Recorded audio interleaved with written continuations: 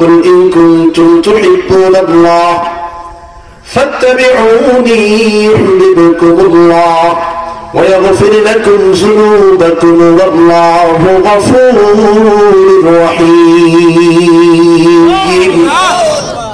আল্লাহ পাক রব্বুল আলামিন এই আয়াতের মধ্যে সুন্নাতের গুরুত্ব সম্বন্ধে বোঝায় দেন। আল্লাহ পাক রব্বুল আলামিন বুঝাইতে চান, কুল ইন কুনতুম তুহিব্বুনাল্লাহ, হে নবী আপনি আপনার উম্মতদেরকে জানায় দেন, আপনার কোন উম্মত যদি আল্লাহকে ভালোবাসে, কাকে ভালোবাসে? আমরা যারা এখানে আছি আমরা আল্লাহকে ভালোবাসি কিনা? ভালোবাসতে চাই কিনা?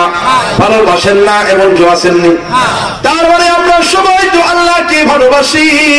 আল্লাহ পাক রব্বুল আলামিন পয়গম্বরদের মাধ্যমে কোরআনের আয়াত নাযিল করে পয়গম্বরকে জানায় দেন, হে নবী আপনি আপনার উম্মতদেরকে বলে দেন, আপনার উম্মতের মধ্যে কেউ যদি আল্লাহকে ভালোবাসে, আল্লাহকে ভালোবাসতে চায়, আল্লাহকে ভালোবাসার আগে তার জন্য একটা করণীয় আছে, কাজ আছে। সেই কাজ কি? আল্লাহ পাক রব্বুল আলামিন আয়াতের পরবর্তী অংশে জানায় দেন, ফাত্তাবিউনি, যে আল্লাহকে ভালোবাসতে চায় সে যেন আপনি নবীজিকে অনুসরণ করে। নবীজিকে অনুসরণ করা মানে তার কথা বলা, তার কথাগুলোকে বলা হয় কওলি সুন্নাহ। কওলি সুন্নাহ তার কথাগুলো মানা, তার কাজগুলো অনুযায়ী, তার জিন্দেগি অনুযায়ী নিজের জিন্দেগি পরিচালনা করা ফি'লি সুন্নাহ। কওলি সুন্নাহ, ফি'লি সুন্নাহ, এক কথায় সুন্নাত মানা। সুন্নাত মানা, সুন্নাত মানলেই রাসূলের অনুসরণ হয়ে যায়। আল্লাহ বুঝাইতে চাইলেন ফাত্তাবিউনি, সে যেন নবী আপনাকে অনুসরণ করে, আপনার অনুসারী হয়। কেউ যদি আল্লাহকে ভালোবাসতে চায় আগে সে যেন আপনার অনুসারী হয়ে যায়, আগে সে যেন আপনার সুন্নাত মানে, আপনার কথাগুলো মানে, আপনার কাজগুলো যেন মাইনা নেয়। আল্লাহ পাক রব্বুল আলামিন আয়াতের পরবর্তী অংশে ঘোষণা দিয়ে জানায় দেন, ও নবী কেউ যদি আপনার অনুসারী হয়ে যায়, আপনার সুন্নাতের অনুসারী হয়ে যায়, তাহলে তার জন্য আমি মালিকের পক্ষ থেকে দুইটা পুরস্কারের ঘোষণা দেওয়া হলো। পুরস্কার কয়টা? সুন্নাত মাননেওয়ালার জন্য পুরস্কার কয়টা? জোরে কন্যা কয়টা? এক নম্বর আল্লাহ পাক রব্বুল আলামিন প্রথম পুরস্কারের ঘোষণা দিয়ে জানালেন। আল্লাহ পাক রব্বুল আলামিন বলেন সুন্নাত মাননেওয়ালার জন্য প্রথম পুরস্কার হলো ইউহিব্বুকুমুল্লাহ। ওই যে উম্মাত আমাকে আসছিল, ওই যে বান্দা আমি রবকে ভালোবাসার জন্য এসেছিল, তারে আমি জানাই দিলাম সে যেন নবীর অনুসারী হয়, সে যেন নবীর কথাগুলো মানে, সে যেন নবীজির সুন্নাতগুলো মানে। কোন সুন্নাত মাননেওয়ালা যে ব্যক্তি নবীকে অনুসরণ করবে, সুন্নাত মানবে, তার জন্য আমি রবের প্রথম পুরস্কার হলো ইউহিব্বুকুমুল্লাহ, আমি রব ওই সুন্নাত মাননেওয়ালা ব্যক্তিকে মুহাব্বত করব। আল্লাহর ভালোবাসা এক নম্বর পুরস্কার, এক নম্বর হলো আল্লাহর ভালোবাসা পাওয়া যায়। কার ভালোবাসা? ইউহিব্বুকুমুল্লাহ। আল্লাহ পাক বলেন সুন্নাত মাননেওয়ালা ব্যক্তির জন্য প্রথম পুরস্কার হলো আমি রবের ভালোবাসা ওই সুন্নাত মাননেওয়ালা ব্যক্তি পাওয়া যায়। আমি ওই বান্দাকে ভালোবাসি, ওই সুন্নাত মাননেওয়ালা ব্যক্তিকে আমি আল্লাহ নিজেই মহব্বত করি। ও তো আসছিল আমারে ভালোবাসার জন্য। আল্লাহ কয় আমারে ভালোবাসা লাগবে না, নবীজির অনুসারী হও, তাহলে আমি আল্লাহই তোমাকে ভালোবাসবো। এক নম্বর পুরস্কার আল্লাহর ভালোবাসা পাওয়া। নবীর সুন্নাত মানবেন, ভালোবাসা পাবেন কার? এরপরে আল্লাহ রব্বুল আলামিন আয়াতের পরবর্তী অংশে দুই নম্বর পুরস্কারের কথা জানায় দেন। আল্লাহ পাক রব্বুল আলামিন বলেন দুই নম্বর পুরস্কার হলো ওয়ায়াগফির লাকুম যুনুবাকুম। বনি আদম মানেই তো গুনাহগার। এখানে আমরা যারা বসেছি কেউ আমরা হাত তুলে বলতে পারবো না যে হুজুর আমার কোনো গুনাহ নাই। কেউ বলতে পারবেন না? হাত তুলে বলতে হুজুর আমার কোনো গুনাহ নেই। তার মানে সবাই গুনাহগার। এখন তো পরিস্থিতি এমন, যুগ যত ডিজিটাল হয় গুনাহ তত ডিজিটাল হয়, যুগ যত আধুনিক হয় গুনাহ তত বাইরে যায়। আগে গুনাহ করার জন্য চিন্তা ভাবনা করা লাগতো। আগে যখন মানুষ গুনাহ করত, সিনেমা দেখা গুনাহ করত, তখন মানুষ চিন্তা করত সিনেমা হলের মধ্যে যে ঢুকবো, সিনেমা হলের মধ্যে ঢুকতে গেলে না জানি কে দেখা ফেলায়। বাবাই দেখলে বাড়িতে যাওয়ার সাথে সাথে আঘাত করবে, মারবে, শাসন করবে, মা দেখলে শাসন করবে, এলাকার লোকজন দেখলে শাসন করবে, চাচাই দেখলে শাসন করবে। মানুষ আগে ভয় পাইত গুনাহ করার জন্য, এখন আর কোনো ভয় পায় না। পায়নি? এখন তো আর সিনেমা হলে গুনাহ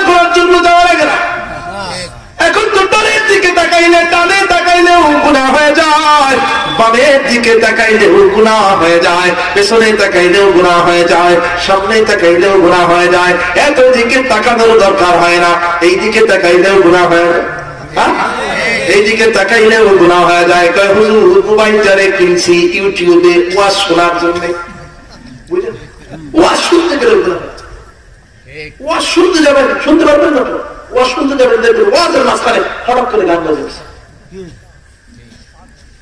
তার মানে আপনি গুনাহ করতে চাইবেন না তো আপনাকে দিয়ে গুনাহ করায় সারবে। আপনি ওয়াজ শুনতে গেছেন, ওয়াজ দেখতেছেন, সুন্দর করে বক্তার চেহারা দেখতেছেন, হঠাৎ করে দেখবেন অ্যাডভার্টাইজ চলে আসছে, তার মানে ওই বক্তার ওয়াজের মধ্যে নারীর সিনারি চলে আসছে, নারীর ছবি চলে আসছে।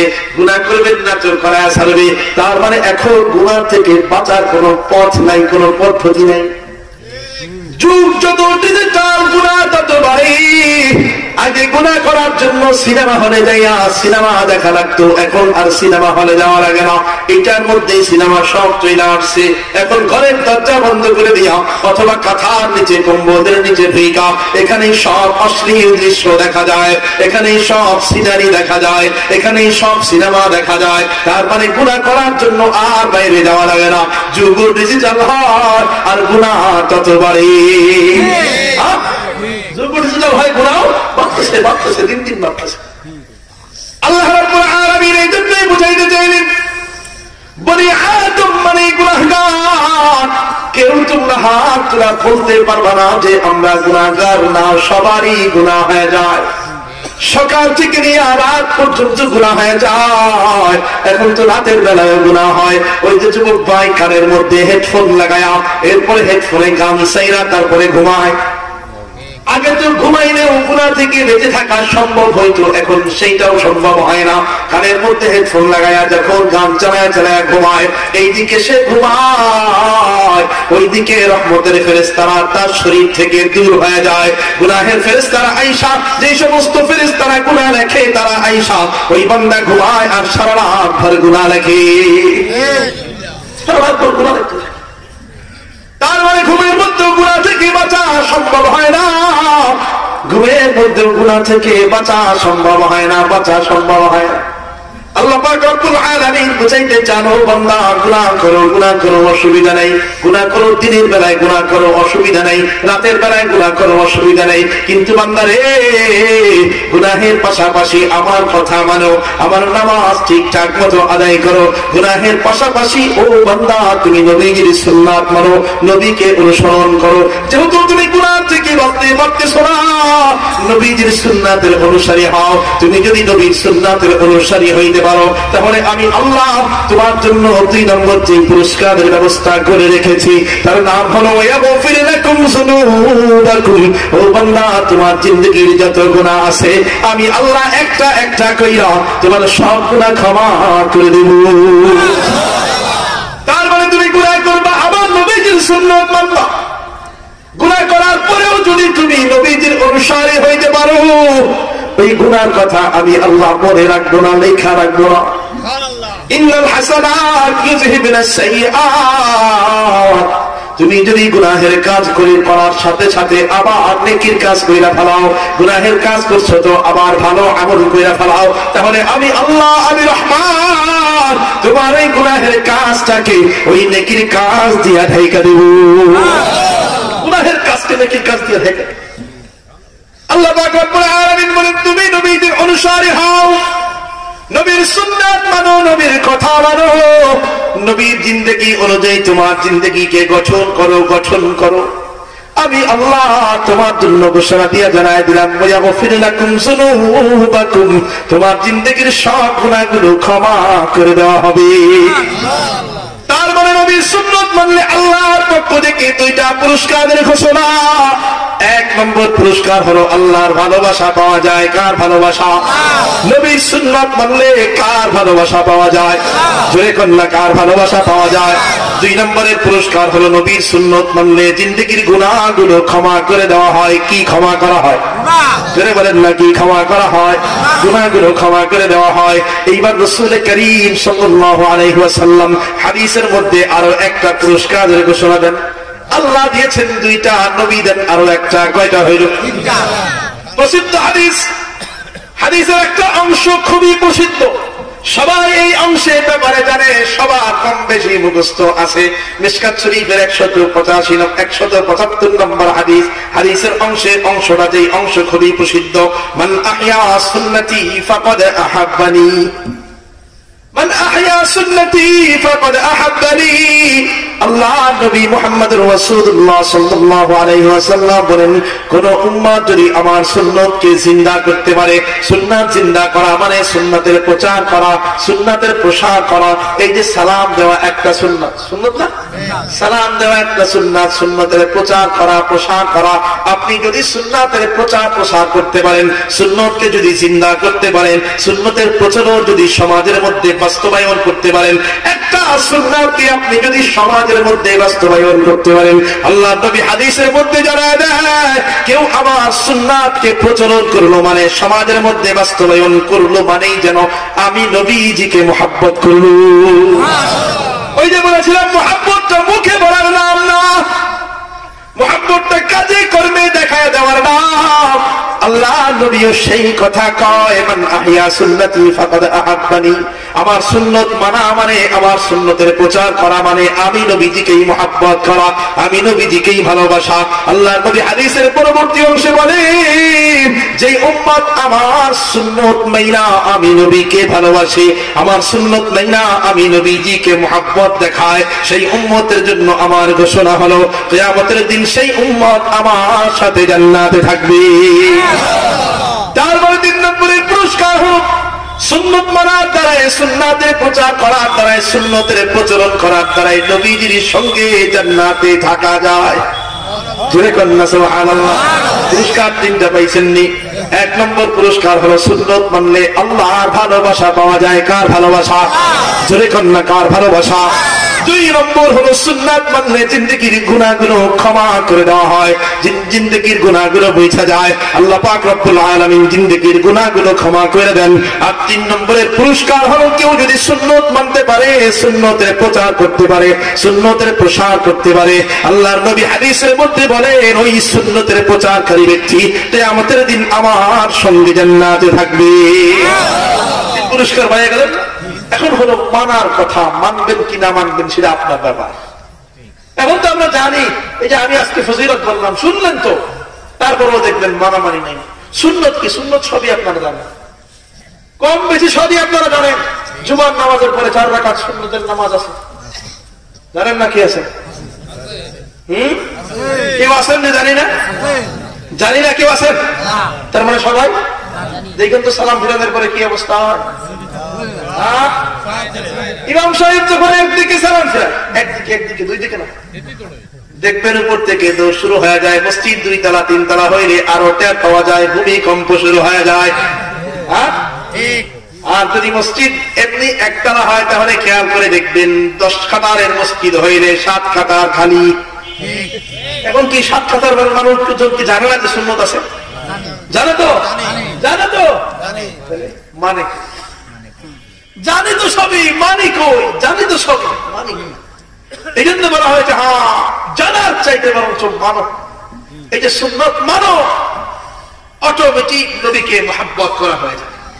সুন্নতের প্রচার করো। সাহাবায়ে কেরাম এই সালামের সুন্নতটা মানার জন্য বাজারের মধ্যে যায় বসে থাকতেন। সকাল থেকে নিয়ে সন্ধ্যা পর্যন্ত বাজারের মধ্যে যায় বসে আছেন আবু যর গিফারি। আবু যর গিফারি রাদিয়াল্লাহু তাআলা আনহু বাজারের মধ্যে সকাল থেকে নিয়ে বিকাল পর্যন্ত বসা, কোনো কিছু কিনে না, কোনো কিছু বিক্রি করে না। অন্য সাহাবীরা এসে ডাক দিয়া বলে, ও আবু যর, সকাল থেকে নিয়া বিকাল পর্যন্ত তুমি বাজারের মধ্যে যাইয়া বইসা থাকো, কোনো কিছু বিক্রিও করো না, কোনো কিছু খরিদও করো না, কোনো কিছু কিনো না, কোনো কিছু বেচো না, কেন তুমি এখানে যাইয়া সারাদিন বইসা থাকো?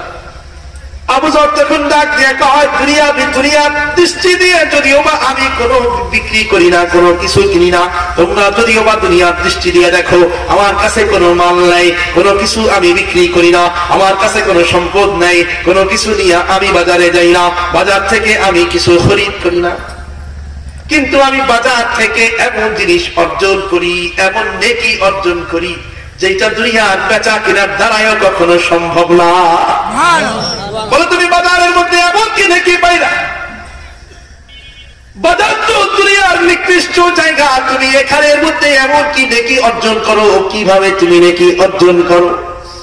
আবু যর গিফারী রাদিয়াল্লাহু তাআলা আনহু ডাক দিয়ে বলে, বাজারের মধ্যে অনেক মানুষ পাওয়া যায়, সকাল থেকে নিয়ে রাত পর্যন্ত বাজারের মধ্যে যে পরিমাণ মানুষ আগমন করে অন্য কোন জায়গায় এত মানুষ আগমন করে না। এই জন্য আমি বাজারের মধ্যে যাই বসি, সকাল থেকে নিয়ে রাত পর্যন্ত যত মানুষ আমার সামনে আসে আমি সবাইকে রাসূলের সুন্নাহ অনুযায়ী, রাসূলের সুন্নাত মাইনা আমি সবাইকে শুদ্ধভাবে সালাম প্রদান করি। আসসালামু আলাইকুম ওয়া রাহমাতুল্লাহ বলেন, আসসালামু আলাইকুম ওয়া রাহমাতুল্লাহ। সালাম কিন্তু শুদ্ধভাবে দেওয়া লাগবে, শুরুতে হামজা আছে, আলিফ আছে। আসসালামু আলাইকুম, সালাম আলাইকুম না, হ্যাঁ এখন তো স্টাইল হয়ে গেছে, সালাম আলাইকুম সালাম দেয়, অশুদ্ধ উচ্চারণ, সুয়াব তো হবে না, হবে না, আর গুনাহ হওয়ার আশঙ্কা আছে। এই জন্য নবীজির সুন্নাত মনে কইরা শুদ্ধভাবে সহিহ শুদ্ধভাবে সালাম দেওয়া রাখবে। আসসালামু আলাইকুম, আজকে থেকে এই সুন্নাতের আমল শুরু করে দেন। যারে দেখবেন আসসালামু আলাইকুম, যারে দেখবেন আসসালামু আলাইকুম। মাঝে মাঝে যেখানে মানুষজন আইসা ভিড় করেছে, যেখানে জনসমাগম হয়েছে, সেইখানে যাইয়ে দাঁড়ান, সবাইকে সালাম দেন, আসসালামু আলাইকুম ওয়া রাহমাতুল্লাহ, আসসালামু আলাইকুম ওয়া রাহমাতুল্লাহ, আসসালামু আলাইকুম ওয়া রাহমাতুল্লাহ, আসসালামু আলাইকুম ওয়া রাহমাতুল্লাহ। ওই বাজারে যাইয়া নিকৃষ্ট জায়গায় যাইয়া চাইলে ওই নিকৃষ্ট জায়গার মধ্যেও থাইকা আমল করা যায়। বাজারে গেছেন, আমল ছাড়া কেন থাকবে? বাজারে গেছে অহেতুক ভাবে কেন ঘোরাঘুরি করবেন? সেখানেও আমল করেন, সেখানেও সালাম দেন, প্রত্যেক সালামের মধ্যে নাকি সালাম দেন, সালামের মধ্যে নাকি। কথা বোঝাইতে পারলাম? তারা সুন্নত মানতে চাইলে বাজারের নিকৃষ্ট জায়গায় যাইও সুন্নত মারা যায়, আমল করতে চাইলে সব জায়গায় যাইও আমল করা যায়। তাহলে নবীজিকে মহব্বত করলে দুই কাজের মধ্যে প্রথম কাজ হলো কি মানা? সুন্নাত। জোরে বলেন, জোরে বলেন না, কি মানা? প্রথম কাজ কোন কাজ? কি মানা?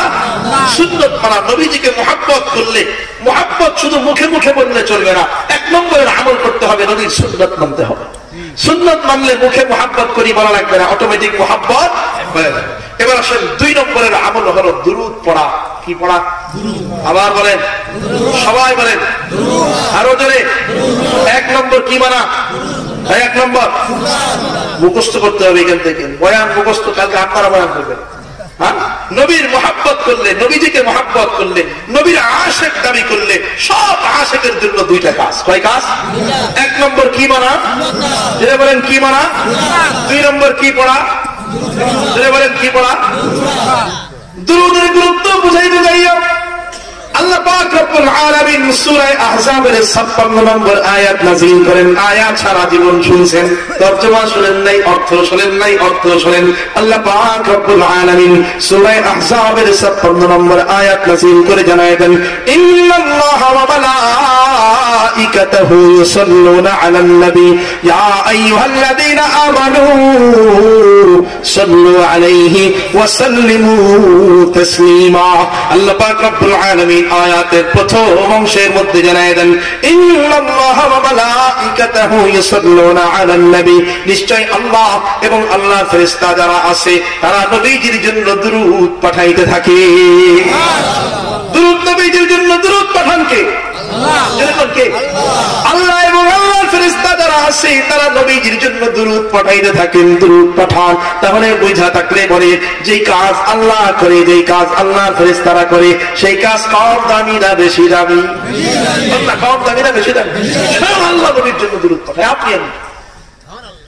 এরপরে দেখেন আয়াতের পরবর্তী অংশে আল্লাহ পাক রব্বুল আলামিন দুনিয়ার উম্মতের জন্য, দুনিয়ার বান্দাদের জন্য, মুমিন বান্দাদের জন্য অর্ডার করে, আদেশ করে জানায় দিচ্ছেন, ইয়া আইয়ুহাল্লাযীনা আমানু সাল্লু আলাইহি ওয়া সাল্লিমু তাসলিমা। তোমরা যারা ঈমানদার দাবি করো, এখানে আমরা যারা বসছি, আমরা কি কেউ বেঈমান দাবি করি? সবাই তো বলি আমরা ঈমানদার। সবাই দাবি করি আমরা ঈমানদার।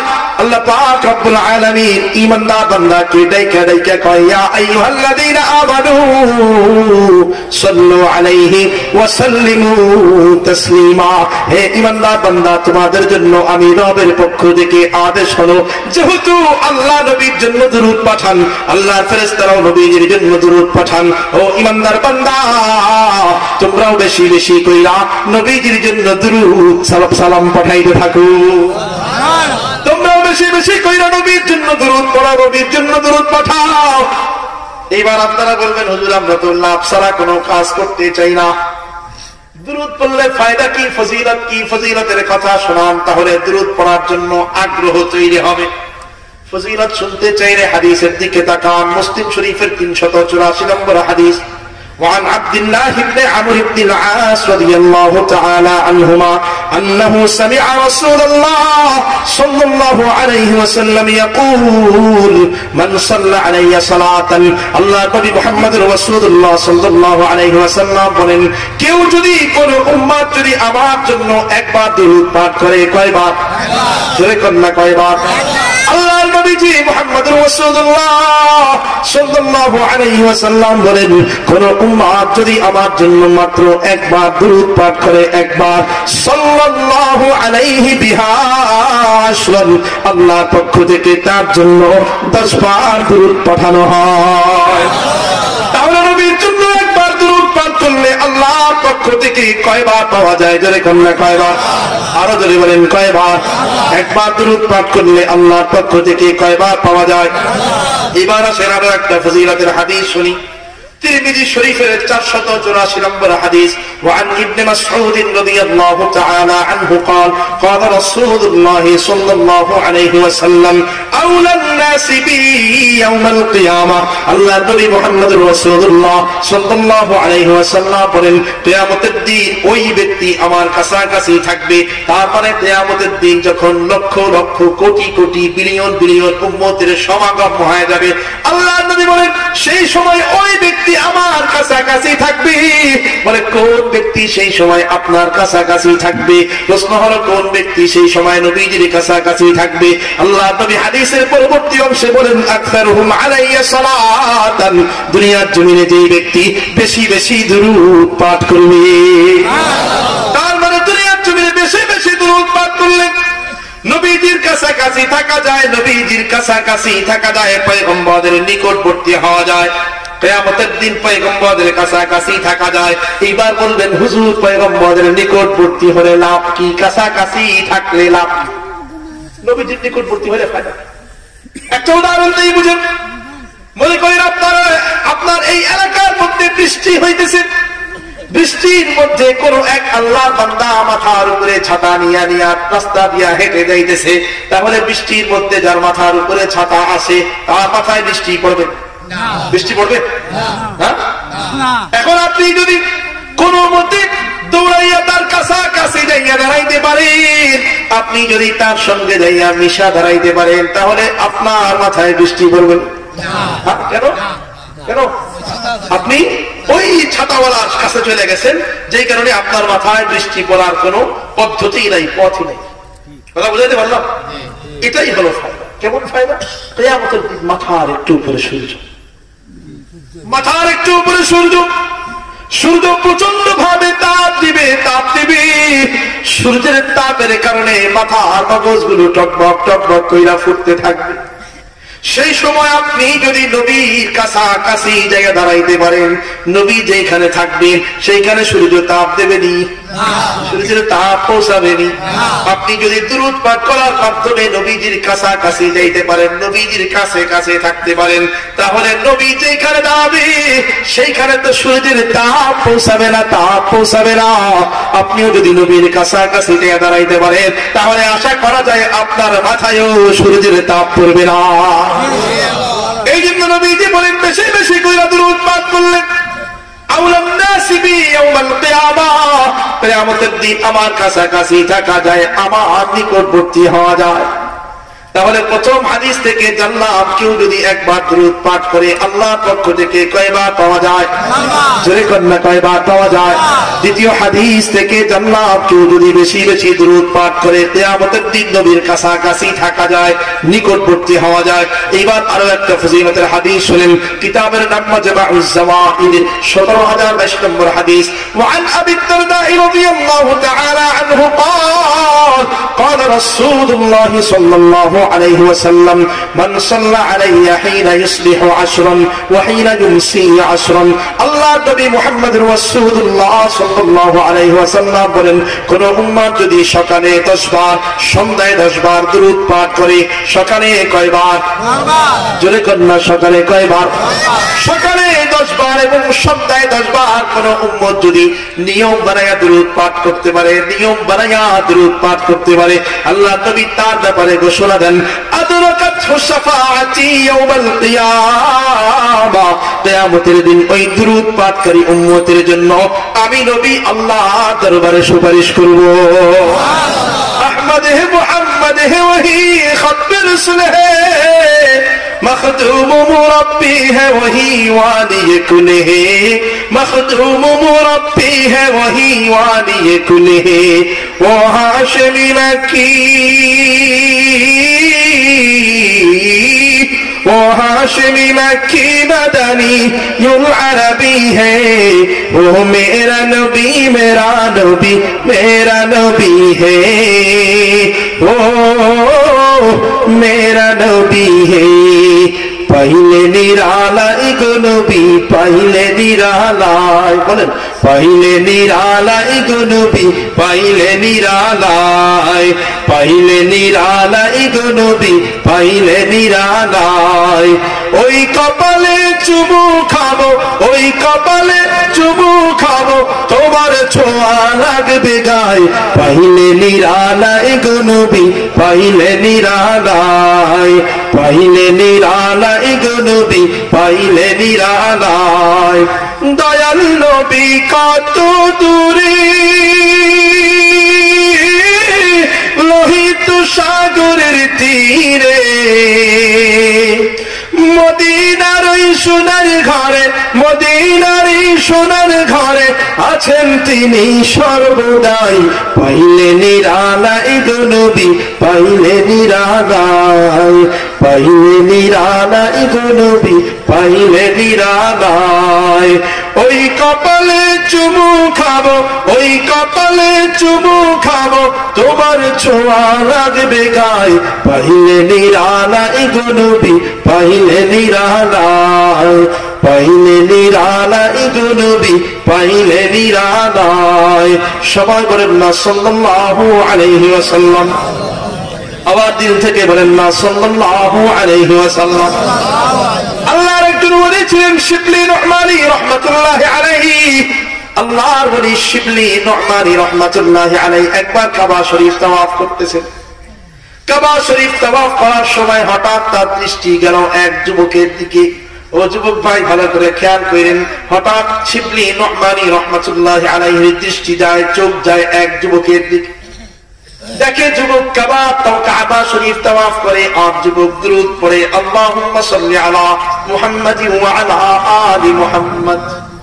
যুবক যখন খাইতে বসে খাবারের সময় একটা দোয়া আছে, যুবক দোয়া পড়ে না, যুবক সেখানেও পড়ে আল্লাহুম্মা সাল্লি আলা মুহাম্মাদিন ওয়া আলা আলি মুহাম্মাদ। ঘুমের সময়ও একটা দোয়া আছে, যুবক দোয়া পড়ে না, তখনও পড়ে আল্লাহুম্মা সাল্লি আলা মুহাম্মাদিন ওয়া আলা আলি মুহাম্মাদ। মসজিদে ঢোকার সময় দোয়া আছে, মসজিদ থেকে বের হওয়ার সময় দোয়া আছে, যুবক কোথাও কোনো দোয়া পড়ে না, সব জায়গায় পড়ে আল্লাহুম্মা সাল্লি আলা মুহাম্মাদিন ওয়া আলা আলি মুহাম্মাদ। শিবলি নু'মানী রাহমাতুল্লাহি আলাইহি 2 দিন 3 দিন পর্যন্ত যুবককে পর্যবেক্ষণ করলেন, যুবকের দিকে নজর দিয়ে দেখলেন। 2-3 দিন পর্যন্ত একই কাহিনী দেখলেন, যুবক যেখানেই যায় শুধু দুরূদ পড়ে দুরূদ পড়ে। শিবলি নু'মানী রাহমাতুল্লাহি আলাইহির অন্তরের মধ্যে কৌতূহল জাগলো, কিরে যুবক কি আর কোন দোয়া পড়ে না? শুধু দুরূদ কেন পড়তেছে, দুরূদ কেন পড়তেছে? শিবলি নু'মানী রাহমাতুল্লাহি আলাইহি যুবকের কাছে যায়, ডাক দিয়া বলে, যুবক, 2 দিন 3 দিন পর্যন্ত লক্ষ্য করে দেখলাম তুমি সব জায়গায় শুধু দুরূদ পড়ো, তুমি কি আর কোন দোয়া জানো না? যুবক ডাক দিয়া বলে, ওগো আল্লাহর বান্দা, আমি সব দোয়া জানি, সব দোয়া জানি, কিন্তু দুরূদের মধ্যে আমি এমন ফজিলত পাইছি অন্য কোন দোয়ার মধ্যে এত পরিমাণ ফজিলত পাই না।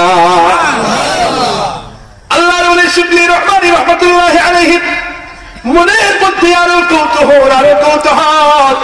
হায়রে যুবক, দুরূদের মধ্যে এমন কি ফজিলত পাইলো? ডাক দিয়া কয়, রে যুবক, দুরূদের মধ্যে এমন কি ফজিলত পাইছো, আমারে শোনাও, ফজিলতের কথা আমারে শোনাও, তুমি এমন কি ফজিলত পাইলা? যুবক তখন ডাক দিয়ে বলে, ওগো আল্লাহর বান্দা, আপনাকে দেখতে আলেমের মতো দেখা যায়, হুজুরের মতো দেখা যায়, তার মানে আপনারে বললে হয়তো বা আপনি বুঝতে পারবেন, আপনাকে বলা যায়।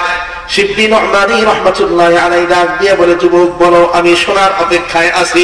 যুবক তখন ডাক দিয়ে বলে, ওগো আল্লাহর বান্দা, গত কয়েক বছর আগে আমি আমার বাবাকে নিয়ে হজ করার জন্য এসেছি। হজের কাজ যখন কমপ্লিট হয়েছে, হজের কাজ যখন শেষ হয়ে গেছে, হজের কাজ কমপ্লিট হওয়ার পরে আমার কাফেলা যখন আবার দেশের দিকে রওনা দিবে, তখন আমি লক্ষ্য করলাম আমার বাবা বড় অসুস্থ, আমার বাবার শরীরের মধ্যে জ্বর। এই অবস্থায় তো রওনা দেওয়া যাবে না, কারণ তৎকালীন সময়ের সফর তো বিমানে হইতো না, গাড়িতে হইতো না, সফর হইতো ঘোড়ার পিঠে, সফর হইতো উটের পিঠে। অসুস্থ অবস্থার মধ্যে ঘোড়ার উপরে কেউ বৈশা থাকতে পারে না। তখন যুবক বলে, আমি আমার কাফেরাকে বললাম, ও কাফেরার ভাইরা, তোমরা সবাই চলে যাও, আমার বাবা একটু সুস্থ হইলে তারপরে আমি আমার বাবাকে নিয়ে রওনা দেব। যুবক বলে, কাফেলা চলে গেল। 2-3 দিন অতিবাহিত হওয়ার পর আমার বাবা যখন একটু সুস্থ হয়েছে, তখন আমি আমার বাবাকে একটা ঘোড়ার উপরে উঠায় দিলাম, আমি আরেকটা ঘোড়ার উপরে চললাম। এরপরে বললাম, বাবা চলো আমরা দেশের দিকে ফিরে যাই। বড় বড় মরুভূমি পার হইতেছিলাম, ঘোড়া নিয়ে বড় বড় মরুভূমি পার হইতেছিলাম। ওই যুবক ডাক দিয়ে বলে, হঠাৎ করে আমি দেখলাম, হঠাৎ করে আমি লক্ষ্য করলাম আমার বাবা কেমন যেন ঢুলু বুলু করতেছে, কেমন যেন ডাইনে বামে চলে যাইতেছে। তার মানে আমার কাছে মনে হইল বাবা আবার অসুস্থ হয়ে গেছে। তাড়াতাড়ি আমি ঘোড়ার থেকে নাইমা আমার বাবার শরীরের মধ্যে হাত দিয়ে দেখলাম আমার বাবার শরীরটা প্রচন্ড তাপ, প্রচন্ড গরম, তার মানে জ্বর এসেছে, আবার জ্বর আসছে। যুবক বলে, এমন তো অবস্থায় তো সামনের দিকে আগানো সম্ভব না, এমন পরিস্থিতিতে সামনের দিকে যাওয়াটা সম্ভব না। সাথে সাথে মনে মনে সিদ্ধান্ত নিলাম এখানেই এই রাত অতিবাহিত করব। যুবক বলে, সাথে সাথে থাইমে গেলাম, আর সামনের দিকে যাওয়া যাবে না, এখানেই রাত কাটাইতে হবে, আমার বাবা সুস্থ হওয়ার আগ পর্যন্ত এখানেই থাকতে হবে। যুবক বলে, চারিদিকে মরুভূমি, কোথাও কোনো মানুষজন দেখা যায় না। ওই মরুভূমির মধ্যে আমি একটা তাঁবু টানাইলাম, তাঁবুর মধ্যে আমার বাবাকে সুন্দর করে বিছানা বিছাইয়া দিয়া ওই তাঁবুর মধ্যে আমার বাবাকে শোয়া দিলাম। শোয়া দিয়া আমি খোঁজ করতে বের হইলাম কোথায় বাজার পাওয়া যায়, কারণ বাজার পাইলে ডাক্তার পাওয়া যাবে, ডাক্তার পাওয়া গেলে আমার বাবার চিকিৎসা করা যাবে। যুবক বলে, সন্ধ্যা হয়ে গেল, আমি বাজার খোঁজ করতেছিলাম, না বাজার খুঁজে পাওয়া যায় না। মানুষ খোঁজ করতেছিলাম, মানুষও পাওয়া যায় না। বাড়ি খাওয়ার খোঁজ করতেছিলাম, বাড়ি ঘরে পাওয়া যায় না। যুবক বলে, 3-4 ঘন্টা পর্যন্ত আমি এদিক ওদিক এদিক সেদিক বিভিন্ন জায়গায় খোঁজাখুঁজি করলাম। নানা বাড়ি ঘর পাওয়া তো দূরের কথা, ডাক্তার পাওয়া তো দূরের কথা, বাজার পাওয়া তো দূরের কথা, একজন মানুষেরও দেখা পাইলাম না। তার মানে বিরাট এক মরুভূমি, বিরাট এক মরুভূমি, এখানে কোনো মানুষজন থাকে না, এখানে কোনো বাড়ি ঘর নাই। যুবক বলে, 3-4 ঘন্টা খোঁজার পরে আমি যখন হতাশ হইয়া তাঁবুর মধ্যে ফিরে এলাম, আসার পরে দেখি আমার বাবার প্রচন্ড জ্বর, জ্বর আরো বাড়তেছে, রাত যত বাড়ে জ্বর তত বাড়ে। সাথে যতটুকু পানি ছিল ওই পানিটাকে আমার বাবার মাথার মধ্যে ঢাললাম। না মাথাকে ঠান্ডা করা সম্ভব না, বাবা অচেতন অবস্থায় পড়ে আছে। যুবক বলে, আরো কিছু সময় পরে লক্ষ্য করলাম আমার বাবা আর দুনিয়াতে নাই, আমার বাবা চির বিদায় আর দুনিয়া থেকে চলে গেছে, বাবা দুনিয়াতে নাই। যুবক বলে, এবার আমি পেরেশানির মধ্যে পড়ে গেলাম, আমার বাবা যে দুনিয়া থেকে চিরবিদায় নিয়ে চলে গেল, এখন আমার বাবার গোসল কেমনে দেব? এটা তো বিরাট মরুভূমি, পানি কোথায় আছে আমি তো জানি না, পানির সন্ধান তো আমার জানা নাই, কারো থেকে যে সহযোগিতা নেব, না না কোনো মানুষজন তো এখানে নাই, কারো থেকে সহযোগিতা নেওয়ার মতো কোন সহযোগী খুঁজে পাই না, কোথায় দাফন দেব, কিভাবে কাফন দেব, কোনো কিছুই বুঝতেছিলাম না। যুবক বলে আমি মহা পেরেশানিতে পড়ে গেলাম, আরো বড় পেরেশানিতে পড়ে গেলাম। আরো আধা ঘন্টা পরে হঠাৎ করে তাকায় দেখলাম আমার বাবার সুন্দর চেহারাটা কালো হয়ে গেছে। যুবক আরো সামনে যায়, দেখলাম চেহারা আগের মতো দেখা যায় না, মানুষের মতোই দেখা যায় না, কেমন যেন জন্তু জানোয়ারের মতো, কেমন যেন জন্তু জানোয়ারের মতো দেখা যায়, কেমন যেন জন্তু জানোয়ারের মতো চেহারা হয়ে গেছে। যুবক বলে এটা দেখার সাথে সাথে আমি চিৎকার করে আল্লাহর দরবারে কান্নাকাটি করতে শুরু করলাম।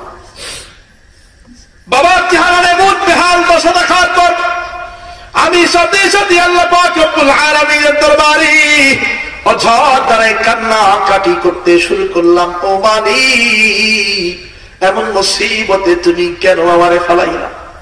আমার বাবা এমন কি অপরাধ করেছে, এমন কি গুনাহ করেছে যে কারণে তার চেহারাটাও তুমি মরণের সাথে সাথে পরিবর্তন করে দিলা? যুবক বলে আমি অঝর দ্বারাই মালিকের দরবারে কান্নাকাটি করতে করতে শরীর যখন ক্লান্ত হয়ে গেল, কোন সময় যে আমি ঘুমায় গেছি আমি বুঝতে পারি নাই। শরীর অসুস্থ হয়ে গেছে, আমি নিজেও বড় দুর্বল হয়ে গেছি, কোন সময় যে আমি ঘুমায় গেছি বুঝতে পারি নাই। ঘুমে যুবক বলে আমি যখন ঘুমায় গেলাম, হাঁটুর সাথে মাথা লাগাইয়া ওই অবস্থার মধ্যে আমি ঘুমে বিভোর ঘুমায় গেছি। সবাই বলেন না সাল্লাল্লাহু আলাইহি ওয়াসাল্লাম। এটাও একটা দুরূদ, সবচেয়ে সংক্ষেপ দুরূদ, সহজ দুরূদ। আবার বলেন সাল্লাল্লাহু আলাইহি ওয়াসাল্লাম। যুবক বলে কোন সময় আমি ঘুমে বিভোর হয়ে গেছি নিজেও টের পাই নাই, কোন সময় যে ঘুমায় গেছি নিজেও বলতে পারবো না। যুবক বলে এমন অবস্থার মধ্যে ঘুমের মধ্যে হঠাৎ করে আমি স্বপ্নে দেখতেছি। ওই যুবক বলে আমি যখন ঘুমায় গেছি, ওই রাত্রি বেলায় ক্লান্ত শরীর নিয়ে আমি যখন ঘুমায় গেছি, যুবক বলে আমি ঘুমের মধ্যে স্বপ্ন দেখতেছি আমার বাবার লাশটা জমিনের মধ্যে রাখা। ওই যে আমি চেহারার উপর দিয়ে আমার বাবার চেহারা কালো হওয়ার পরে আমি চেহারার উপর দিয়ে যে চাদর দিয়া ঢেকে দিয়েছিলাম ওই চাদরটাও দেখা যায়। যুবক বলে বিরাট মরুভূমি, স্বপ্নের মধ্যে দেখতেছি মরুভূমির মধ্যে আমার বাবার লাশ রাখা, মুখের উপরে চাদর দিয়ে ঢাকা। যুবক বলে ওই অবস্থার মধ্যে দেখলাম একজন আল্লাহর ওলি আমার বাবার লাশের দিকে হেঁটে হেঁটে যাইতেছে। যুবক বলে স্বপ্নের মধ্যে আমি লক্ষ্য করলাম, খেয়াল করে দেখলাম আল্লাহর ওলির চেহারা দেখা যায় না, পেছন থেকে দেখা যায় মাথার মধ্যে সুন্দর পাগড়ি, গায়ের মধ্যে লম্বা জামা, সুন্দর জামা, পেছন থেকে দেখা যায়, পেছন থেকে খেয়াল করে দেখলাম তার পেছন থেকে দেখা যায় বড় সুন্দর। যুবক বলে স্বপ্নের মধ্যেই আমি লক্ষ্য করে করে দেখতেছিলাম আল্লাহর ওলি করে কি। বলে তাই দেখি আমার বাবার লাশের পাশে দাঁড়াইলো, দাঁড়ানোর পর আমার বাবার মুখের উপর থেকে আমার বাবার চেহারার উপর থেকে কাপড়টা সরানোর সাথে সাথে ওই যে কালো কুচকুচে চেহারা ভাইছে। যুবক বলে কালো চেহারা ভেসে ওঠার পর আমি দেখায় দেখলাম ওই আল্লাহর ওলি নিজের চাদরের মধ্যে থেকে তার হাত বের করলেন, হাতটা বের করে আমার বাবার ওই কালো কুচকুচে চেহারার ভিতরে হাতটা বোলায় দিলেন। যুবক বলে আমি স্বপ্নের মধ্যে উকি দিয়া দিয়া দেখতেছিলাম, আমি তাকায় দেখলাম ওই আল্লাহর ওলি যখনই আমার বাবার চেহারার মধ্যে হাত বোলায় দিলেন সাথে সাথে আমার বাবার চেহারাটা পূর্ণিমার চাঁদের মতো সুন্দর হয়ে গেল। আরো জোরে বলেন সুবহানাল্লাহ, দিল থেকে বলেন না সুবহানাল্লাহ। যুবক বলে আমার বাবার চেহারা সুন্দর হয়ে যাওয়ার সাথে সাথে আমি আর দেরি করলাম না, ওই স্বপ্নের মধ্যেই আমি দৌড়ায় যাইয়া ওই আল্লাহর ওলির পায়ের মধ্যে জড়ায় ধরলাম। চেহারা দেখা যায় না, পেছন থেকে পায়ের মধ্যে যাইয়া জড়ায় ধইরা ডাক দিয়া বললাম ওগো আপনি কে? এই বিপদের সময়ে আপনি কোত্থেকে আগমন করলেন? আপনি কে? এই বিপদের মুহূর্তে আপনি কোত্থেকে এসেছেন? আপনার পরিচয় জানতে চাই, আপনার পরিচয় চাই। ওই আল্লাহর বলি ডাক দিয়ে বললেন, ও যুবক, তুমি কি আমাকে চিনতে চাও? বলে, হ্যাঁ হ্যাঁ, আমি আপনাকে চিনতে চাই। তখন ডাক দিয়ে বলে, যুবক, তুমি আমার দিকে তাকাও, আমার দিকে তাকাও, ওঠো, উঠা দাঁড়াও। যুবক বলে, সাথে সাথে আমি উঠা দাঁড়াইলাম। ওই আল্লাহর বলির চেহারার দিকে আমি তাকাইলাম। আল্লাহর বলির চেহারার দিকে তাকানোর পর দেখি এত সুন্দর চেহারা সারা দুনিয়াতে আর দেখা যায় না।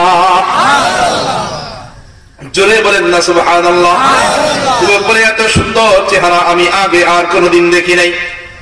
ডাক দিয়া বললাম, ও আল্লাহর বলি, আপনার মতো এত সুন্দর চেহারার মানুষ দুনিয়াতে আমি আর কোনোদিন দেখি নাই, আর কোনোদিন দেখি নাই। ওগো, আপনি কে? আপনার পরিচয় দেন, আপনার নামটা আমারে বলেন। তখন ওই আল্লাহর ওলি ডাক দিয়ে বলে, যুবক, তুমি কি আমার নাম শুনতে চাও? বলে, হ্যাঁ, আমি আপনার নাম শুনতে চাই। আল্লাহর ওলি সাথে সাথে ডাক দিয়ে বলে, যুবক, তাহলে আমার নাম শুনে নাও। আমি আর কেউ নই, আমি হলাম তো জাহানের সরদার মুহাম্মদুর রাসূলুল্লাহ সাল্লাল্লাহু আলাইহি ওয়াসাল্লাম।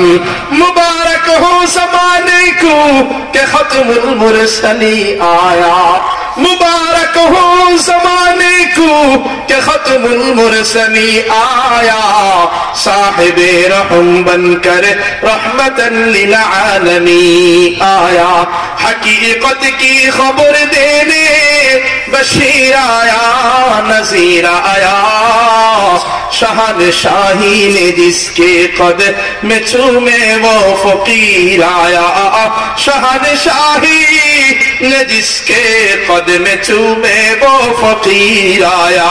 सबाई बोलें सल्लल्लाहु अलैहि वसल्लम। আবার দিল থেকে বলেন না সাল্লাল্লাহু আলাইহি ওয়াসাল্লাম।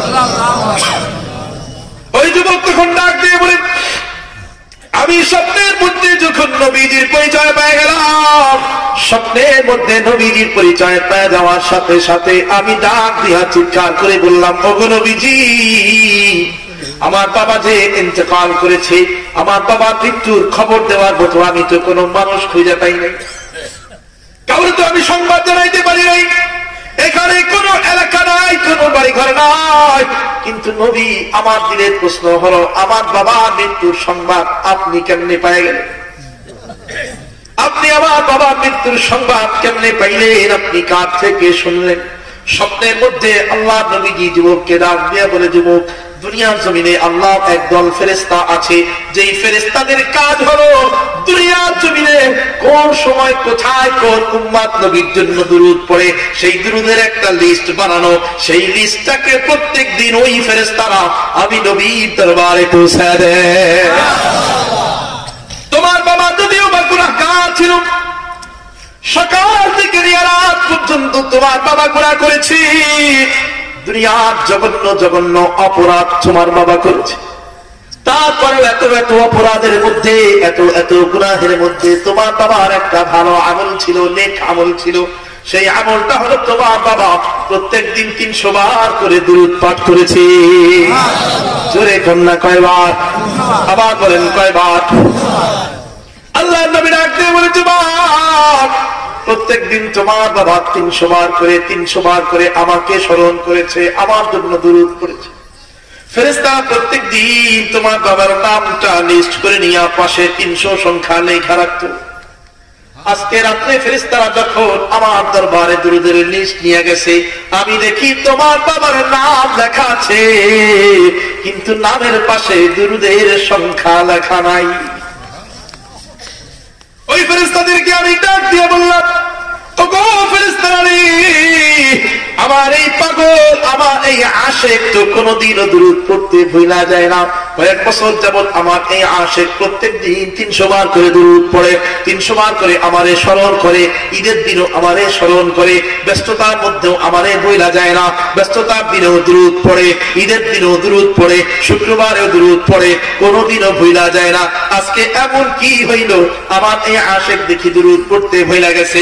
ওই সময় ওই ফেরেশতারা আমারে জানাইলো, ওগো নবী, আপনার এই আশেক আর দুনিয়াতে নাই। সবাই বলেন না সাল্লাল্লাহু আলাইহি ওয়াসাল্লাম। আবার দিল থেকে বলেন না সাল্লাল্লাহু আলাইহি ওয়াসাল্লাম। এটাও দুরূদ যতবার করবেন লেখা হবে, লিপিবদ্ধ করা হবে। বলেন কয়েকবার বলেন সাল্লাল্লাহু আলাইহি ওয়াসাল্লাম বলেন।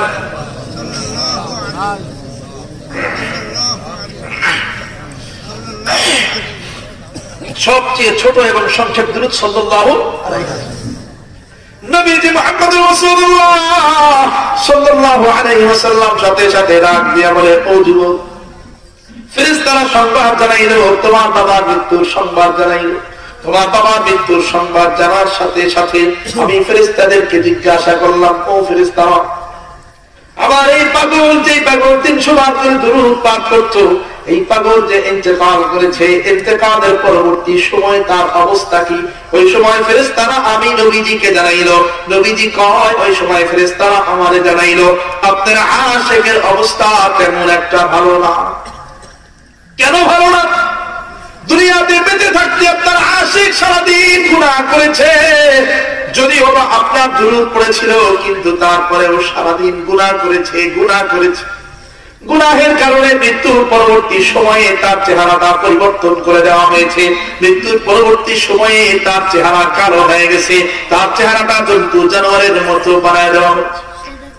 আল্লাহ নবী কয়, আমি যখন ফেরেশতাদের মুখ থেকে এই মুসিবতের কথা শুনলাম, তখন আমি নবী মনে মনে চিন্তা করলাম, এই মুসিবতের সময় আমি যদি আশিকের কাছে না যাই, যে আশিক কোনদিন আমারে ভুলে নাই, মুসিবতে পড়লেও আমারে ভুলা যায় নাই, বিপদের সময়ও ভুলা যায় নাই, ব্যস্ততার সময়ও ভুলা যায় নাই, ঈদের দিনও আমারে ভুলা যায় নাই।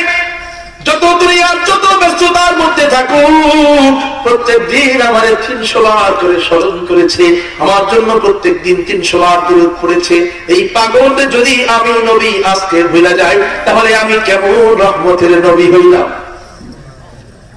এই পাগলকে যদি আমি ভুলা যাই, এই মুসিবতের সময়ে যদি আমি পাগলের কাছে না যাই, তাহলে আমি কেমন দয়ার নবী হইলাম, কেমন মায়ার নবী হইলাম? এইটা চিন্তা কইরা রে যুবক, আমি আর থাকতে পারি না। তোমার বাবার এই মুসিবতের সময়ে তার এই কালো কুচকুচে চেহারার উপরে আমার মোবারক মায় হাত তুলে দেওয়ার জন্য আমি নবী আয়েশা হাজির হয়ে গেছি। হর কে বাশদ আমলে সুন্নু মাদাম, হর কে বাশদ আমলে সুন্নু মাদাম, আতিশে দুসুখ শওয়াদ বরওই হারাম, हर के सासद विरद जा सल्ली अला हाजते दारैन गिरदद रवा बर मोहम्मद मेरा सानम सद सलाम आ शफीए मुजरिमा यौमुल क़ियाम, आ शफीए मुजरिमा यौमुल क़ियाम। मदीनार पथेर धुली चोखे दिताम सुरमा बली, मदीनार पथेर धुली চোখে দিতাম সুরমা বলি, দুরূদ সালাম দিতাম প্রিয় নবীর পাক চরণে, দুরূদ সালাম দিতাম প্রিয় নবীর পাক চরণে। মন আমার চায় গো যেতে মদিনার ফুল বাগানে, মন আমার চায় গো যেতে মদিনার ফুল বাগানে। মন আমার রয় না ঘরে বাংলাদেশের কোনোখানে, মন আমার চায় গো যেতে মদিনার ফুল বাগানে, মন আমার চায় গো যেতে মদিনার ফুল বাগানে। সবাই বলেন সাল্লাল্লাহু আলাইহি ওয়াসাল্লাম। আবার দিল থেকে বলেন না সাল্লাল্লাহু আলাইহি ওয়াসাল্লাম।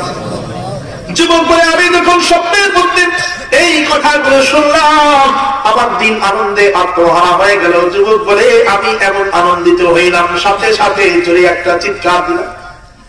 চিৎকার দেওয়ার সাথে সাথে আমার ঘুম ভাঙ্গা যায়। ঘুম ভাঙ্গার সাথে সাথে আমি আর বুঝা থাকি নাই, দৌড় দিলাম বাবাকে দেখার জন্য।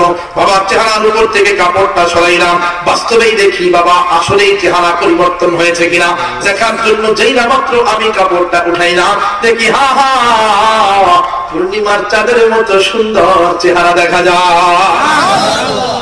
যুবক বলে, এবার আল্লাহ শুকরিয়া করার জন্য, আল্লাহর দরবারে শুকরিয়া আদায় করার জন্য তাড়াতাড়ি তায়াম্মুম কইরা আমি নামাজে দাঁড়ায় গেলাম, শুকরিয়ার নামাজে দাঁড়ায় গেলাম। সারাটা রাত আমি শুকরিয়ার নামাজ পড়ে পড়ে কাটায় দিলাম। ফজরের ওয়াক্ত যখন হলো মনে মনে চিন্তা করলাম ফজরের পরে আমি একা একাই আমার বাবার গোসল দেব, আমি একা একাই দাফনের ব্যবস্থা করব, পানি তালাশ করব, পানি খোঁজ করব, একা একাই করতে হবে, কোনো অসুবিধা নাই। মনের মধ্যে আনন্দ, মনের মধ্যে খুশি, আর কোনো পেরেশানি নাই, আর কোনো পেরেশানি নাই। যুবক বলে সারা রাত আমি শুকরিয়ার নামাজ পয়লা কাটাইয়া যখন ফজরের ওয়াক্ত হলো তখন ফজরের নামাজে দাঁড়ায় গেলাম। যুবক বলে আমি ফজরের নামাজের কারাত পড়তেছিলাম, হঠাৎ করে লক্ষ্য করলাম আমার পেছনে কারা যেন কথা বলে। কোন মানুষ নাই, কোন এলাকা নাই, সারা রাত খোঁজ করেও কোন মানুষ পাওয়া যায় নাই। কথা কয় কারা, কথা বলে কারা, এখানে তো কোন মানুষজনের বাড়ি ঘর নাই। এই রাতের বেলায় কারা এইখানে আসলো? যুবক বলে মনে হইতেছে একজন দুইজন না কয়েকজন কথা বলতেছে। যুবক বলে সূরাকে কেরাতকে সংক্ষিপ্ত কইরা তাড়াতাড়ি নামাজ শেষ করলাম। নামাজ শেষ করার পরে তাকায় দেখি দলে দলে মানুষজন আগমন করতেছে, দলে দলে মানুষ এই হাজির হয়ে যাইতেছে। ডাক দিয়া বললাম আল্লাহর বান্দা, এখানে তো কোনো বাড়ি ঘর নাই, কোনো এলাকা নাই, তোমরা কোন জায়গা থেকে আসলা, কেনই বা আসলা?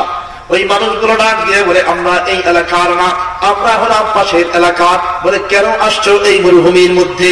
এই ফজরের সময় তোমরা কেন আইসা হাজির হইতেছ? ওই মানুষগুলো তখন ডাক দিয়ে বলে যুবক, আমরা সংবাদ পাইলাম এই মরুভূমির মধ্যে নাকি একজন আল্লাহর ওলির লাশ পড়ে আছে। আল্লাহু আকবার, আরো জোরে বলে আল্লাহু আকবার। যুবক সাথে সাথে ডাক দিয়ে বলে ও ভাই, আমার জানা মতে এই মরুভূমির মধ্যে আমি আর আমার বাবা ছাড়া আর কেউ নেই। যে লাশটা পড়ে আছে এই লাশটা হলো আমার বাবার লাশ, এটা হলো আমার বাবার লাশ। তোমরা যাকে বুজুর্গের লাশ বলতেছ, লাশটা তো আমার বাবার লাশ। কিন্তু আমি তো কাউরে সংবাদ জানাই নাই, আমি তো কাউরে সংবাদ দেই নাই। আমার খবর, আমার বাবার মৃত্যুর খবর তো কাউকে দেওয়া হয় নাই। মনের প্রশ্ন হলো তোমরা কেমন করে খবর পাইছো, তোমরা কার থেকে সংবাদ জানলা? ওই আল্লাহর বান্দারা তখন ডাক দিয়ে বলে যুবক, গভীর রাত যখন হয়েছে কোন এক ঘোষণাকারী আইসা যেন আমাদের ঘরের দরজায় আইসা, কোন এক ঘোষণাকারী যেন আমাদের দরজার মধ্যে বাড়ি দিয়া দিয়া বলতেছিল কোন বান্দা আছো নিজের গুনাহ ক্ষমা করাইতে চাও? সাথে সাথে আমরা কান খাড়া করলাম, বিছানার থেকে উঠা বসলাম। আমরা সবাই তো নিজের গুনাহ ক্ষমা করাইতে চাই। ঘোষণা শুই না আমরা তাড়াতাড়ি বিছানার মধ্যে উঠা বসলাম। ওই ঘোষণাকারী জানায় দিল তোমরা যদি নিজের গুনাহ ক্ষমা করাইতে চাও তাহলে তাড়াতাড়ি যাও, ওই মরুভূমির মধ্যে যাও। ওই মরুভূমির মধ্যে একজন আল্লাহর ওলির লাশ পড়ে আছে। তোমরা যদি যাইয়া তার জানাজায় শরীক হতে পারো তাহলে তোমাদের সবার জিন্দেগীর গুনাহগুলো ক্ষমা করে দেওয়া হবে। এটা শোনার পরে আমরা আর থাকতে পারি নাই রে যুবক, গভীর রাতে রওনা দিয়েছি, এই যে এইখানে আইসা পৌঁছাই নাই। ও যুবক, এই আল্লাহর ওলি যদি তোমার বাবা হয়ে থাকে তাহলে তোমার কোনো চিন্তা নাই, তোমার কোনো পেরেশানি নাই। ও যুবক শোনো শোনো, ফজর পড়ার পরে, ফজরের নামাজের পরে যখন দিন চলে আসবে, সূর্য উঠবে, আমরা তোমার বাবার জানাজার গোসলের ব্যবস্থা করব, কাফনের ব্যবস্থা করব, দাফনের ব্যবস্থা করব, আর আমরা সবাই মিলে তোমার বাবার জানাজার মধ্যে শরীক হইয়া নিজেদের গুনাহগুলোকে ক্ষমা করাইয়া নেব। আর কে বাসাদ আমলে সন্নু মাদাম, আর কে বাসাদ আমলে সন্নু মাদাম, আতিশে দুজখ শুদ বরওই হারাম, हर के सासद विरद जा सल्ली अला हाजत दारैन ऊ गिरदद रवा बर मोहम्मद मीर सानम सद सलाम आ शफीए मुजरिमा यौमुल क़ियाम। সবাই বলেন না সাল্লাল্লাহু আলাইহি ওয়াসাল্লাম। আল্লাহর ওলি শিবলি রহমানী রাহমাতুল্লাহি আলাইহি যুবকের মুখ থেকে যখন এই ঘটনা শুনলেন ডাক দিয়া কয় যুবক, তুমি এমন এক খুঁটির সন্ধান পাইছো যেই খুঁটির নাম হলো দুরুদের খুঁটি, যেই খুঁটির নাম হলো দুরুদের খুঁটি। তুমিও যদি তোমার বাবার মতো এইভাবে এই দুরুদের খুঁটিটাকে আঁকড়ে ধরতে পারো তারপরে তুমিও যদি তোমার বাবার মতো ডেইলি বারবার বেশিবার কইরা অধিক পরিমাণে যদি তুমিও দুরূদ পড়তে পারো, তাহলে আমি শিবলির কাছে মনে হয়, আমি শিবলি রহমানের কাছে মনে হয় এই দুরূদের খুঁটিটা তোমাকে টানতে টানতে আল্লাহ জান্নাতে নিয়ে যাবে। সবাই বলেন না সাল্লাল্লাহু আলাইহি ওয়াসাল্লাম, আবার বলেন না সাল্লাল্লাহু আলাইহি ওয়াসাল্লাম। তাহলে খেয়াল করে বলেন, যুবকের বাবা ডেইলি কয়শবার দুরূদ পড়েছে? জোরে কোন না কয়শবার? এবার শেষ পর্যায়ে চলে আসছে, এবার বলি কোন দুরূদ পড়বেন। অনেক দুরূদই তো আমরা জানি, অনেক দুরূদই আমরা জানি, কোনটা পড়ব? বুখারী শরীফের মধ্যে এসেছে, বুখারী শরীফের 3370 নম্বর হাদিস, وعن أبي محمد كعب بن عجرة رضي الله تعالى عنه قال خرج علينا النبي صلى الله عليه وسلم نبي محمد رسول الله صلى الله عليه وسلم একদিন মজলিসের মধ্যে আসলেন, সাহাবায়ে কেরাম বসা, নবী আসলেন, সাহাবায়ে কেরাম জিজ্ঞাসা করেন, ইয়া রাসূলুল্লাহ قد علمنا كيف نسلم عليك, আপনি আসার পরে আপনাকে কেমনে সালাম দেওয়া লাগে সেইটা আমরা জানি, আপনাকে কিভাবে সালাম দিতে হয় সেই ব্যাপারে আমরা জানি, আমাদের জানা আছে। ফাকাইফা নুসাল্লি আলাইকা, কিন্তু আপনার জন্য কিভাবে দুরূদ পড়ব, কোন দুরূদ পড়ব সেইটা তো আমরা জানি না, সেইটা আমাদেরকে শিখায় দেন। বুঝাইতে চাইলেন যে সেইটা আমাদেরকে শিখায় দেন। নবীজি শেখানোর জন্য বললেন, কুলু, তোমরা সবাই বলো, আল্লাহুম্মা সাল্লি আলা মুহাম্মাদিন ওয়া আলা আলি মুহাম্মাদ কামা সাল্লাইতা আলা ইব্রাহিম ওয়া আলা আলি إبراهيم إنك حميد مجيد اللهم بارك على محمد وعلى آل محمد كما باركت على إبراهيم وعلى آل إبراهيم إنك حميد مجيد সবচেয়ে উত্তম দুরূদ। সুবহানাল্লাহ। বুঝাইতে পারলাম? নামাজের মধ্যে আমরা যে দুরূদ পড়ি তা সবচেয়ে উত্তম দুরূদ। কেন? হাদিস বুখারীর মধ্যে আছে, মুসলিম শরীফের মধ্যে আছে, বিশুদ্ধ সনদে বর্ণিত। এই হাদিসকে বলা হয় মুত্তাফাকুন আলাইহি, উলামায়ে কেরামগণ বুঝবেন, এই হাদিসকে বলা হয় মুত্তাফাকুন আলাইহি, মানে চরম পর্যায়ের বিশুদ্ধ হাদিস। যেই বিশুদ্ধ হাদিসের মধ্যে দুরূদ থাকে সেটা কি অশুদ্ধ না বিশুদ্ধ? হাদিস যেহেতু শুদ্ধ, দুরূদ কি হবে? এটা সবচাইতে শুদ্ধ দুরূদ, সবচাইতে বিশুদ্ধ দুরূদ হলো এটা, উত্তম দুরূদ হলো এটা। এখন বলছিল আমরা যদি এই দুরূদ 300 বার পড়তে চাই, ঘুম খাওয়া গোসল সব বাদ, শেষ। এর চাইতে কোন ছোট দুরূদ থাকলে সেটা একটু বলেন। হাদিসের মধ্যে অনেকগুলো দুরূদের কথা আছে, এর থেকে আরো ছোট দুরূদের কথা আছে। আবু দাউদ শরীফ 981 নম্বর হাদিস, হাদিস বলার সময় নাই, দুরূদ বলি। আল্লাহুম্মা সাল্লি আলা মুহাম্মাদিন নাবিয়্যিল উম্মিয়্যি ওয়া আলা আলি মুহাম্মাদ, এটাও দুরূদ, এর থেকে ছোট। আল্লাহুম্মা সাল্লি আলা মুহাম্মাদিন নাবিয়্যিল উম্মিয়্যি ওয়া আলা আলি মুহাম্মাদ।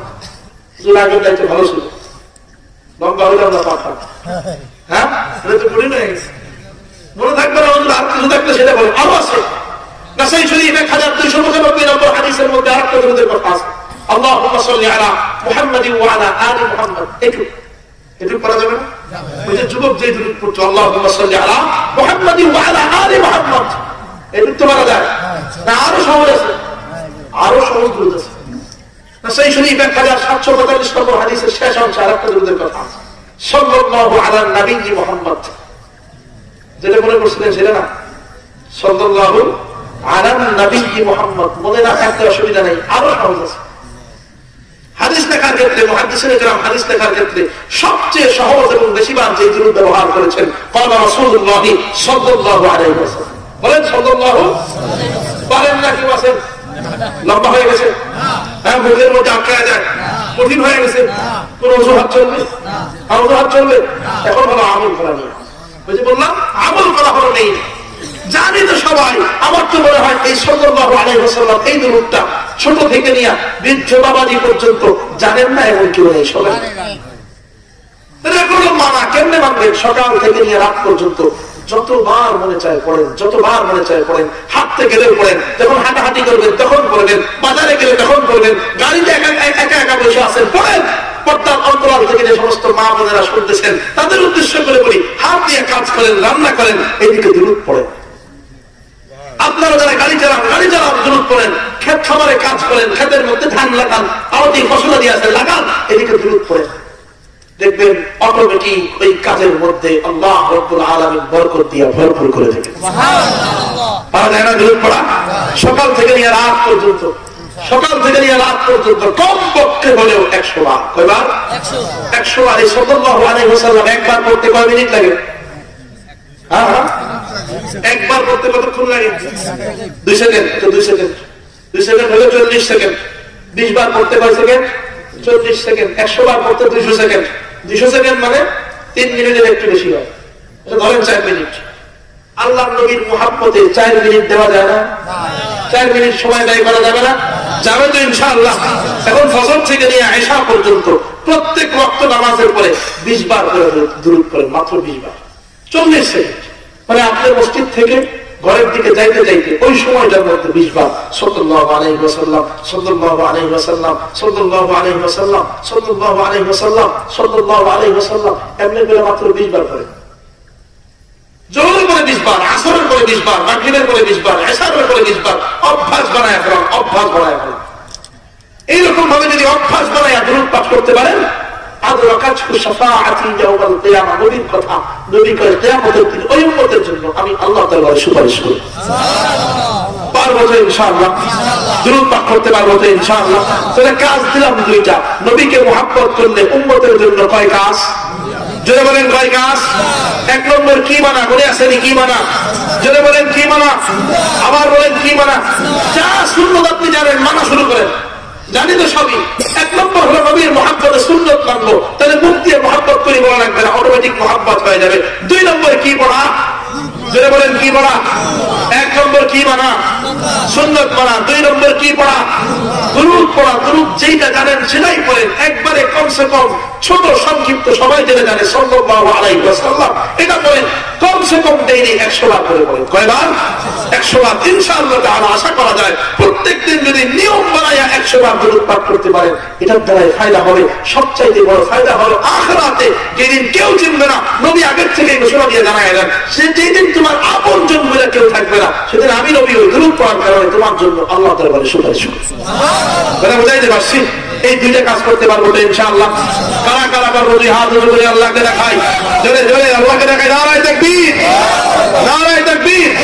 আল্লাহ সবাই আমরা হাত তুলেছি, আল্লাহ তোমার কুদরতি চোখ দিয়ে তাকায় দেখো, আমরা সবাই হাত তুলেছি, এই দুইটা আমল করার নিয়ত করেছি। আল্লাহ এই দুইটা আমল আমাদেরকে বেশি বেশি করার তৌফিক দাও। বলেন আমিন। সুন্নাত বেশি বেশি করে পালন করার তৌফিক দাও, দুরূদ বেশি বেশি করে পড়ার তৌফিক দাও। সবাই বলেন আমিন। দুরূদ এবং সুন্নাত, সুন্নাত মাইনা দুরূদ কইরা তোমার নবীর খাঁটি প্রেমিক হিসাবে কবুল করে নাও। সবাই বলেন আমিন। হাত নামান। আল্লাহ সবাইকে কবুল করুন।